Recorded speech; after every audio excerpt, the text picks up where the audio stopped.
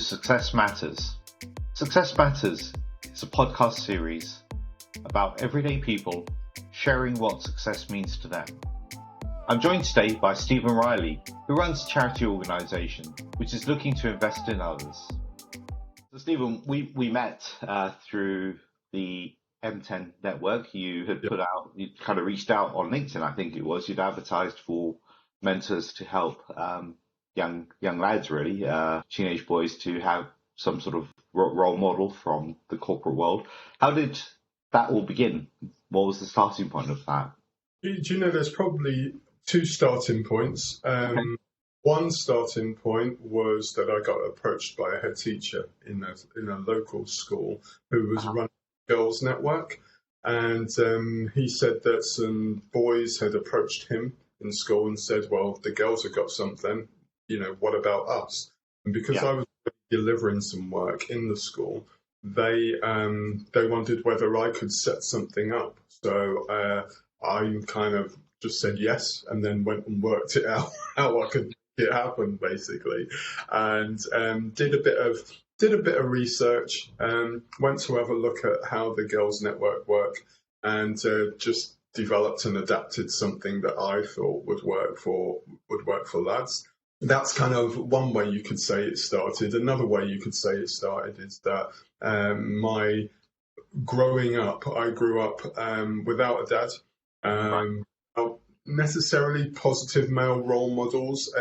There were guys around me who were good, like in good standing, good role models. But in terms of having them as a continual guide, I didn't have that. And so hence a lot of emotional outbreaks, a lot of kind of crazy decision making in my early teens, into my early 20s.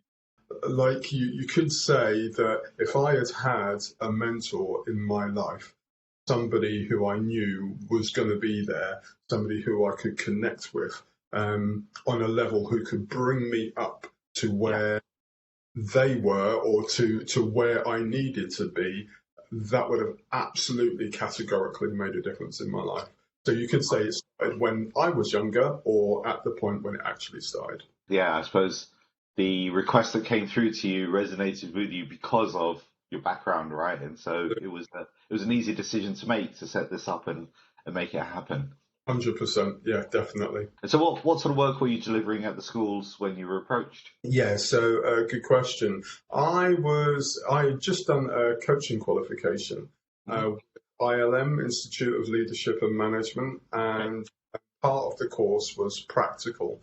So I needed to have some people that I could practice my coaching. Now, because I was working with young people, I wanted to try that with young people. So I went to the local secondary school and I said, is there any chance that, you could give me a few students, 3 or 4, that I could, practice my coaching on? I said, I'll write reports and that kind of thing and let you know, like how it's progressing. And that year has gone so well. They said, okay, we've seen the outcomes here and they look really good. Please, can you do another year? And that was like 6 years ago. Now, along with my team, we're coaching for nearly 10 students, and it's making a positive difference. Students that we coach. Coaching on the one hand, then the mentoring is the thing that I'm involved with, right? Which is the other piece, right? And how many mentors do you have, and how many boys are being mentored under the Boys Network at any one time? Yeah, so we've got more mentors than we have boys being mentored, which is, I'll explain why in a second, but that's the way for it to be for us.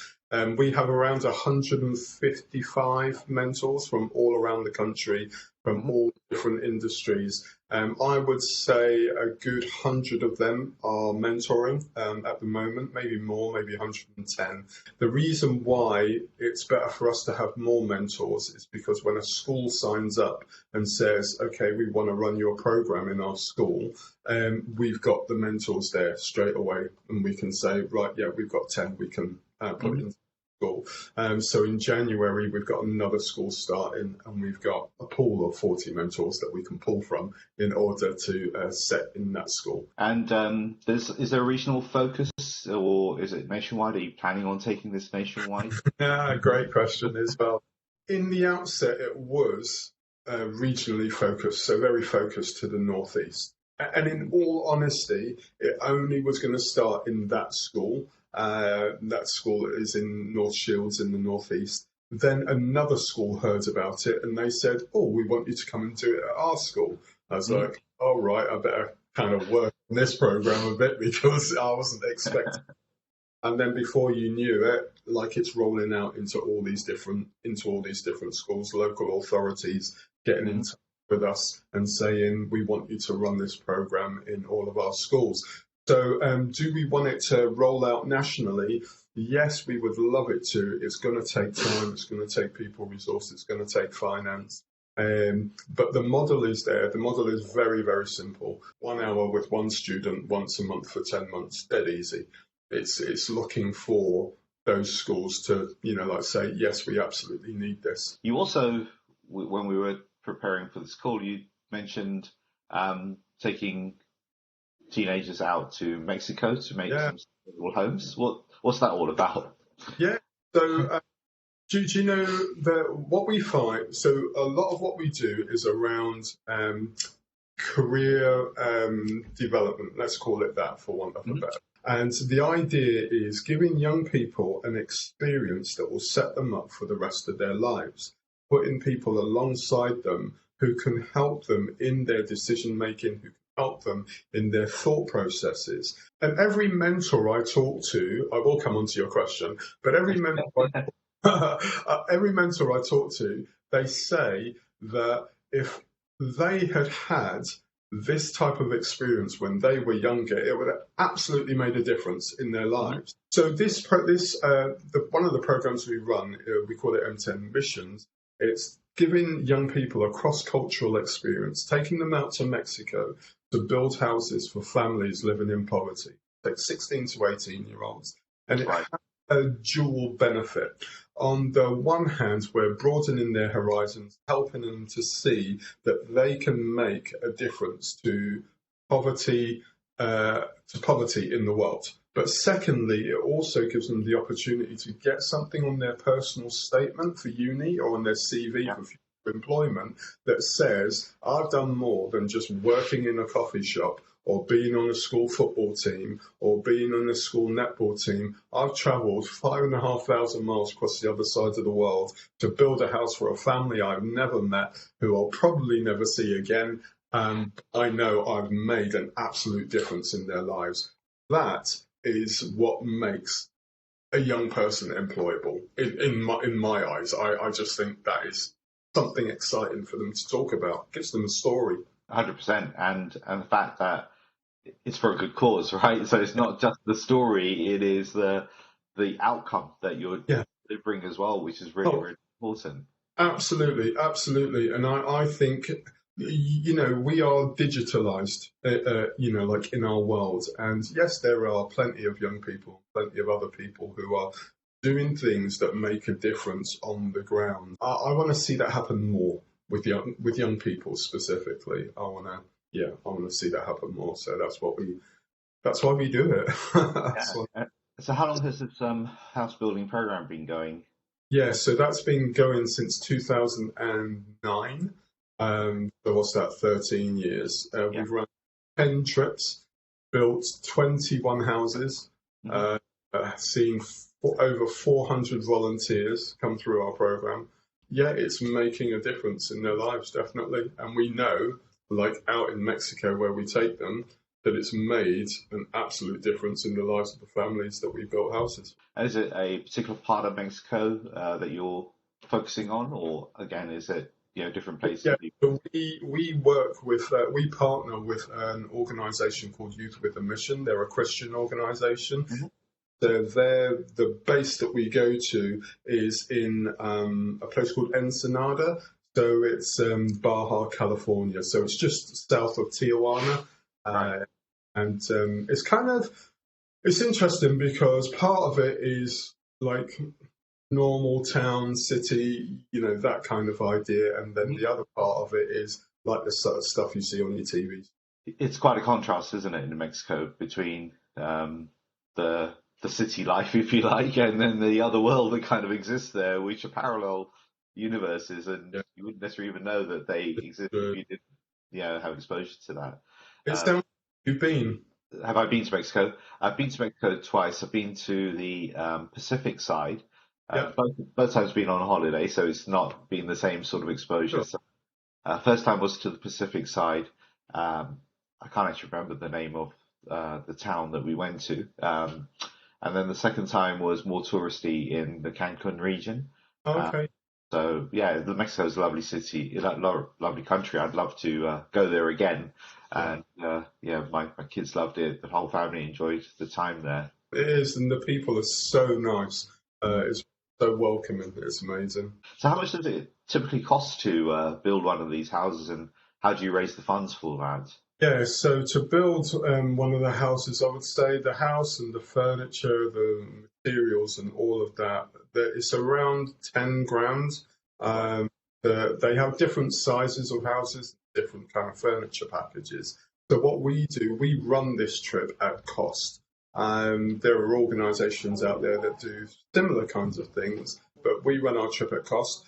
And what we do is we calculate the accommodation, the flights, the food, the visa, the house build, the furniture, transport in and around Mexico, and obviously the flights over there, so that we can not be charging students loads and loads of money to go. So this year it's £2,750 per student.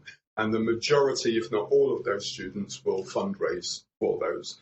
So they're in a platform called Enthuse, which the Great North Run use as well.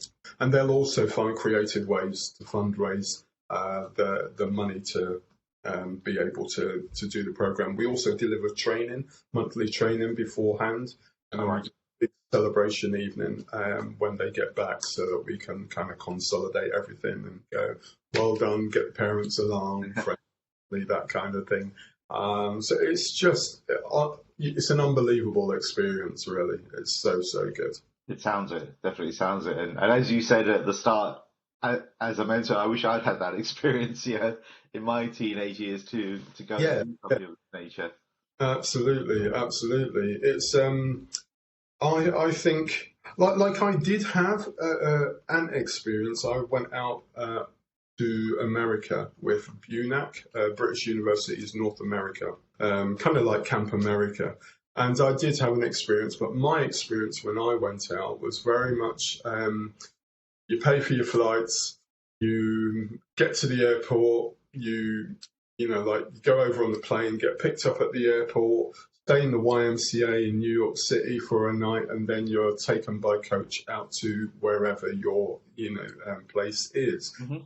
And I just felt that was a great experience for me, but all it gave me was the desire to travel. And I did a lot of traveling after that. I think the unique selling point about this opportunity is what it does on that dual wave, if you like. So they're really making a difference in the lives of families, but they're really setting up their futures as well. But it's also having such an impact on their wider family, their wider community as well. Whereas when I went, it was just all about me. So as you know, the title of this podcast is Success Matters. Yeah. So what does success mean to you? I knew that question was coming. Yeah. And you're right, success does mean a lot of different things to a lot of different people.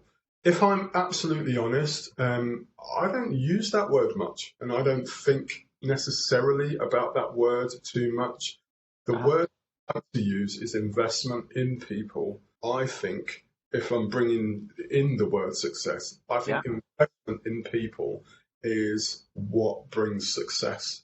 Because if you are able to inspire somebody, give to somebody something that has been given to you that works and that is fruitful and that can multiply, to me, you are being successful, because who knows what that person is going to go on to do in the life of somebody else, in the life of and so on and so forth. And so, for me, it's not about the dollar signs or the pound signs. It's not about, hey, I've got a workforce of 300 people or whatever. It's that, what can I plant in you? What can I leave with you that is not only going to make a difference in your life, but is going to go on to make a difference in the lives of others? And that's why mentoring and coaching means so much to me, because I want to sow seeds and I want to see fruit from the seeds that have been planted. I love that analogy. So the seeds for and reap the fruits for them, Yeah. right? Future Yeah. further on, it's similar to the teach a man how to fish versus give a man a fish kind of analogy, I suppose, which is really good. So okay, so success is investment rather than success in itself, right? And that's really interesting. So investment in terms of what would you say the investment would be that needs to be made to count as success? Wow, that's deep. That's good. I see me moving in my chair. It's And I've moved as well. I've been mirroring you like, I think there are words that give life. There are, when you've lived something and you've seen it work, when you have an attitude of value in your life that you know makes a difference. I think that if you are able to translate that for somebody else, if you are able, again, to plant that in somebody else, I'll give an example in a second. hmm If you are able to do that for somebody else, then that in itself, I think, is probably where the success is. So one of the girls that came on our mission trip abroad, so she turned up to probably one or two of our training sessions. One of my values is the importance of serving, but not just serving with not expecting a great deal back, not expecting a reward, serving out of because somebody else needs it. Now, this girl, she wanted to go on the trip. She did the fundraising. She needed, part of the process is getting the parents to sign an affidavit so that we can say we're not trafficking their children, kind of idea. And she went to her mum, who split from her dad, and her mum basically, like spat in her face, said, like I'm not signing that. That was really damaging for her. Like I say, she turned up to 3 of the training sessions. She would say, if she was sat here, she would say she was quite a self-orientated kind of person. Right. When she got out to Mexico, she was crushed by the poverty. She was absolutely overcome. And we take them to visit a dump site where it's almost like the forgotten people of Mexico. They make these makeshift houses and she was absolutely broken. I've got a video of her just like breaking down in tears. Through a translator, she had asked one of the people living there, what is it that you want most whilst you are here? And they said to her, we want books. We want to be able to read. I'll change her name. Sophie came back to this country and she fundraised £1,000 in order to send it over so that a library could be built for that particular dump site. We went back the following year. The library was there. The books were in there and they're still there.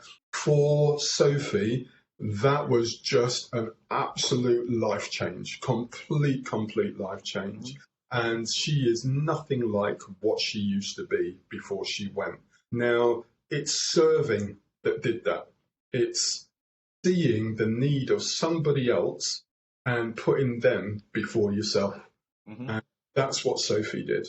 And that's made an absolute difference in her life. So that in itself, for me, is like a real important key to success and how much success matters. That is such a powerful story. It's yeah, for us, we take books, libraries, things for granted, right? It's here, it's easy for us to get to. Whereas for those kids, that was education was their way to expand their horizon, expand their world. And for Sophie, it was a completely new experience, which Yeah. expanded her world and horizon. So thank you for sharing that story. It's really, really powerful. I want to be successful every day. I want to be successful every hour.